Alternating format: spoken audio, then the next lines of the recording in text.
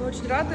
Сегодня мы запустили первый модуль образовательной программы «Новые медиа Абхазии». Здесь собралось 54 лучших специалистов медиасферы Абхазии. Ребята прошли конкурс, более 10 человек на место, поэтому сама аудитория заставляет держать высокую рамку. Тема этого первого модуля посвящена национальному информационному суверенитету, за счет чего он формируется, какие элементы должны быть. К нам приедут все три наших уважаемых мастера. Это Андрей Писарев, заместитель генерального директора Первого канала, Владимир Табак, генеральный директор «Оно Диалог», и Эрнест Мацкевичус, который является бессменным ведущим на Вести, на телеканале «Россия», и вообще очень много занимается медиаобразованием, возглавляет медиашколу и в РЭО Плеханова, и в Высшей школе экономики. И вот они все с разных сторон посмотрят на такую сложную тему, как информационный суверенитет.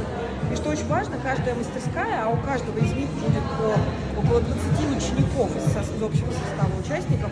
Так вот, это будет не просто монолог мастеров, это будет живой разговор с аудиторией, с участниками, которые сами каждый день работают на медиафронте Республики Абхазия, формируют тот самый информационный суверенитет.